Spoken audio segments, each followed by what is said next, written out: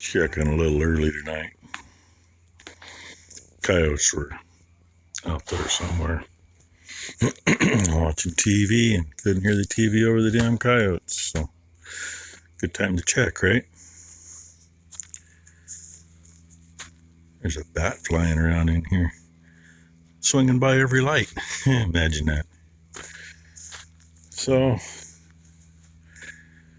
I mean, as long as the calves are in here, though, should be safe. Because I got faith in those girls over there. Something comes through that hole, they're going to be all over it. But if something gets into there, yeah, somebody's probably going to go through a gate. They can all get out of there if they have to. And we got good babysitters. And yeah, there's Minnie standing out there now. She's been bellied up to the feeder most of the night until she laid down, I don't know, half hour ago. She's probably out there because of the coyotes. So yeah. And some of you hope we had a nice dinner. Yes, we did. Panda Express is pretty decent stuff. And Miney's doing better. Stairs are not the good thing. Neither is the ladder getting up on the tractor. But I'm out here without the brace on and doing okay. Feels like I smacked it. So no big deal. And the frogs just got quiet in the bottom. So that could mean there's a coyote down there. The pain in the butt is they like to stay close to the bottom of the hill, where the only place I can see them from is walking through what is right now about 6 or 8 inches of slop. Or I gotta go down that way and go down by the bridge to look back. Very rarely get a shot on anything down there. But if they're out of ways, I get them from here. So anyway, I'm going to let you go, and I'm going to light up the bottom here in a minute. See if I can get something in the light. If I do, I'm going to wake all the neighbors up. No, she doesn't have a calf in with her yet. Still in her. And these ladies being relatively quiet this morning. Except you, yeah. And old Crier kid's still out in the feed barn. My phone blew up this morning.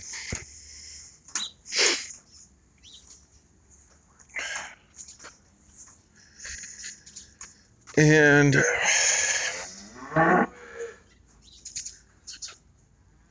I'm late feeding. I've been keeping that feed pen right there warm and holding it up there for a little bit.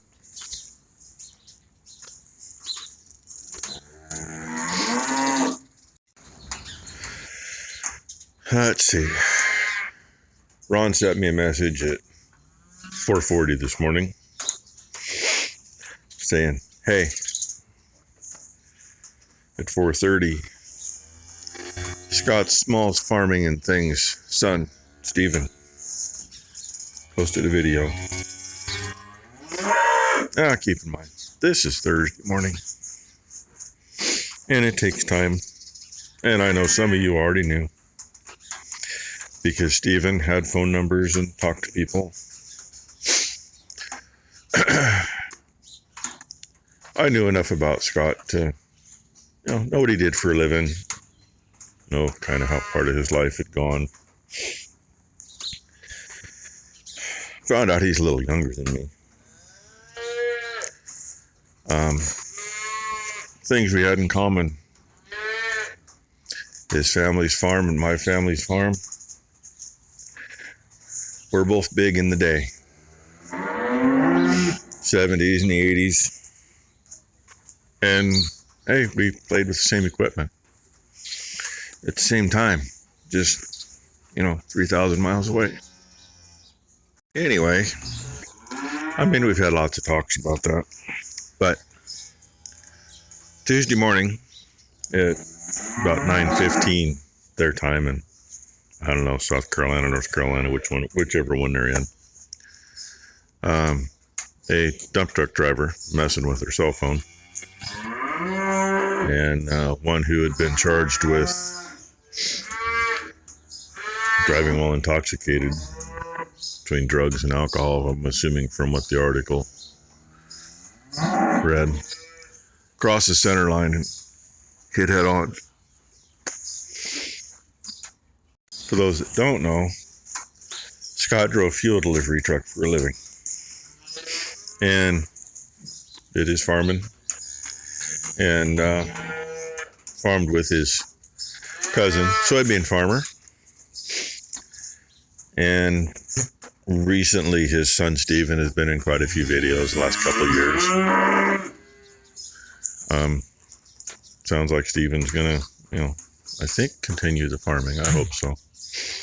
And he doesn't know what to do with the channel. I'm hoping he's gonna continue with that. But anyway, I posted Steven's video on my community page, and he posted the link to the news story on it, and there's a video in there.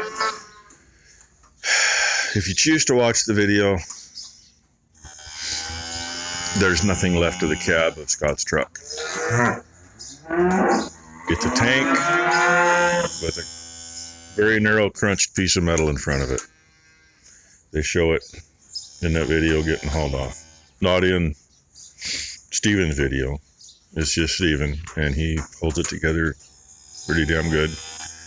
It took him 2 days to be able to make the video, and I totally understand that. Anyway, thoughts and prayers to Scott's family.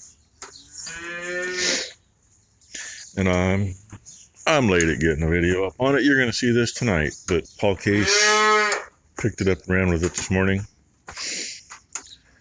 So, word's going to be out there, I'm sure, long before any of you see this. But I thought I'd just let you know what I know. He'll definitely be missed.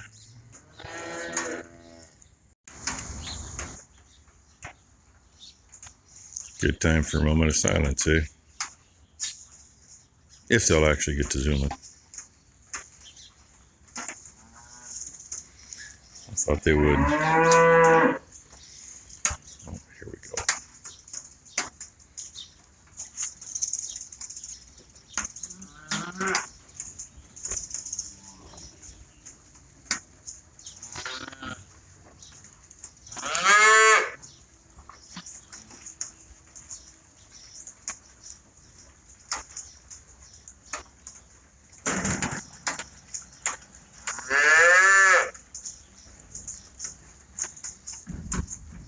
Wipe out.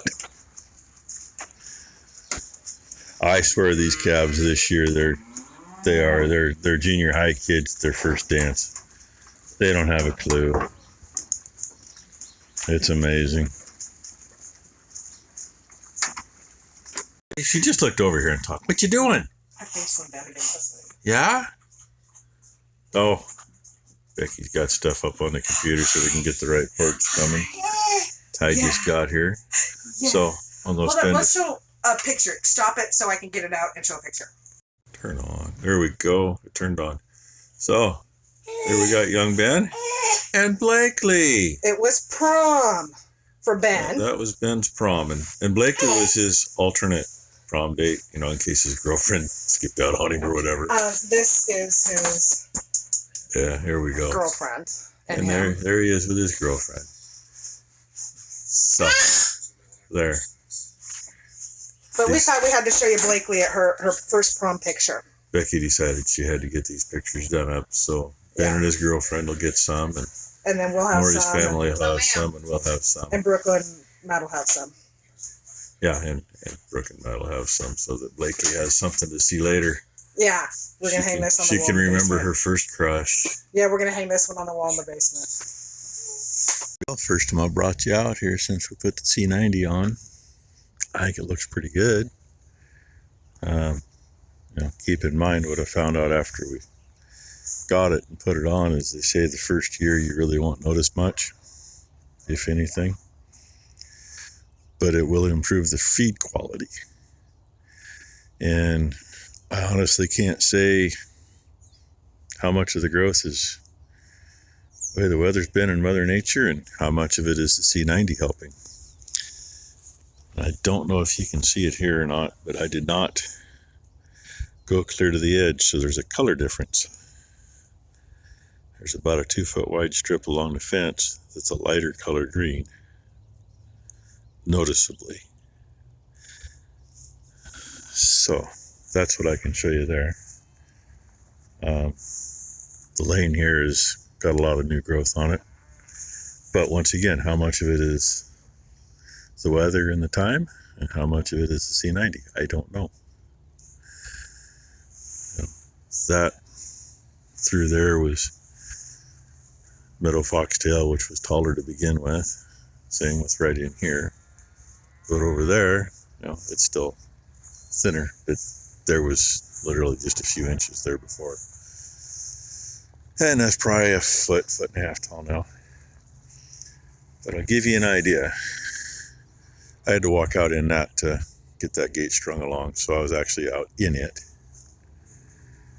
And most of that, the spires are about as tall as this one. And that literally comes up just past my nipple. I know you wanted to know that. So, I mean, either way, we're going to continue to use it for now. Hopefully be able to come out and do like you're supposed to with the foliar. And after we cut hay, we'll hit it. And after the cows are on it, we'll hit it. I mean, that's one advantage of using the fire trailer for it. Until we need the fire trailer for something else, I can put just about anything on there as long as I can get the speed right. Whether it be a little tractor or a big tractor or whatever. Or my pickup if need be. But anyway, Ty's down there getting gates shut. She's just come out. I got this shut, that shut, and I'm working on coming over here to shut this one. Plan is, I want to at least get the cows and calves out. Get them out first, then we'll try to get the yearlings out. The yearlings are going to be right on the other side of that fence, so we've got to check that. And it goes back that way and back to the creek. And it's also the lane fence to that side of where Ty is. But I can't honestly say that the stuff has done anything, and I can't say it hasn't done anything. So next year I want to get the granular and broadcast it on. And I did the numbers on it, 10 different directions. It's more expensive per ton than urea. But here on grass and I figured this would be grown in. That's grown in since, there we go, since we sprayed the C90 on. That's when I opened these gates up. Generally 150 pounds of urea per acre. And the C90 granule is 100 pounds per acre. So, that's pretty decent. I think it was about $150 more a ton. But the thing is, your ton's going a lot farther. Well, other than checking power, hooking power up, that's what we got for this right now. And I think they're just going to get behind the barn. That needs to get cleaned up anyway. Yeah, she's broke out from all the crap they got planted over there. Yay. But we're going to go start turning juice on and make sure we at least got the lane good and get them out. Well, you're going to check that. I'm going to put this stuff away. And okay. Gates, we can't get behind there and open it for them. Okay. You do you. Well, I gotta put this shit away. I know. Yeah, a little track. I think we might have a cow elk running with the deer. Just can't see my screen, but those are deer tracks. There's my foot. That's happened before. I just happened to see these tracks. And I know it's not the steers. It's too small for most of the cows, so it'd have to be either the steers or the yearlings. And they haven't been out here at all. So, maybe that's why once in a while it looks like there's a pretty good sized doe. I was going to show Ty, she just got up here. Well, our charger will do 7 joules. We have 5.4 to 5.7 out here. That line's hot, that line's hot, that line's hot, and across. And along the hayfield from the gates, that way is hot, which goes around and comes back and down by the falls. We do have a short over there somewhere. And I can show you from here. By the way, I love this thing. That's almost better than a good woman. This is the main power line. See the arrow? That arrow points toward the direction the short is. So it's that way. You go to the top of the hill on the main one, and it's that way. So it's over there somewhere. Could be a cracked insulator. I mean, Ty checked everything up there, but who knows. But for right now, that's enough juice. And here they come. They've been waiting for this. We used to have cows out on pasture no later than the 15th of March. But calving season runs later and later. And, you know, we sold a bunch of bred cows because they were going to be too damn late. They priority calved. Well, I don't know. Anyway, they listen to Ty, so they're working their way out. And she's going to go in and make sure they're all out of the barn and make sure all the calves are out here. The calves are with mommies. And all they have is just the lane and to where I'm at. And the other issues I found. The end of the steer run over here where it heads that way. The dirt's got pushed up. The frickin' bottom wire is not even 2 inches off the ground. But that's not shorting out at the moment. I kind of hope they come on down. They take their time though. They're going, oh shit, look, we got grass. Hoping to see some babies out here playing in it by now too. Darn it. I usually try to keep somebody down here so they know where they can't go. Even though we use the fake shit, they can see it. That over there's got twine tied to it so they can see it. Get in or side of the bridge into there, it has twine on it too. Main reason on those is because they're long spans. You know, they see the post, they might look for a wire, but oh look, hey, there's a set of brace posts and a set of brace posts. There's a hole in the middle.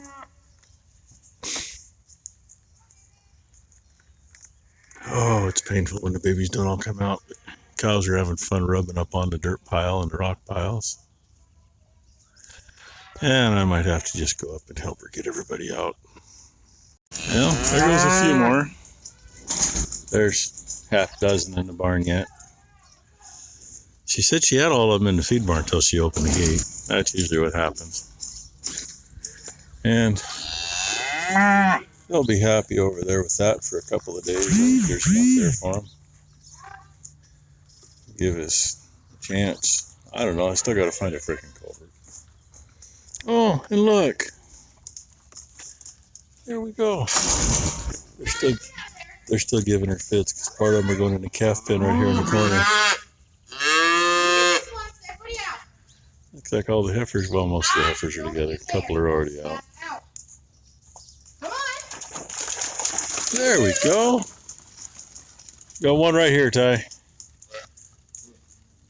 That's my deer. There we go. Phoenix, get up, baby. Now we're going to finish. Let's see if the camera will stay on this time. Some of these babies have been out here too long. They're not used to the temps we got now. You know, yesterday we were like 75. Today's 85. The little bugger's panting a little more than I like to see. And there's a couple others that are too, because they came out with mommy and have stayed out here since. There's some that are smart. They're up in the barn. And now Becky's got them running, so... But we're going to take them up to the barn and get these calves back in the shade. They don't need to be sick. So, that's what we're going to do. Everybody needs to go up and get a drink anyway, because I don't think any of them have been up and had water yet. Kind of shows on some, especially a skinny one like her. So anyway, hope y'all had a great Thursday. She's gonna block them off. She used to be over here next to me if we're gonna get them to go out. Sometimes I wonder. But anyway, oh yeah, that's what wet grass does in a heartbeat. So anyway, thanks for watching, everybody.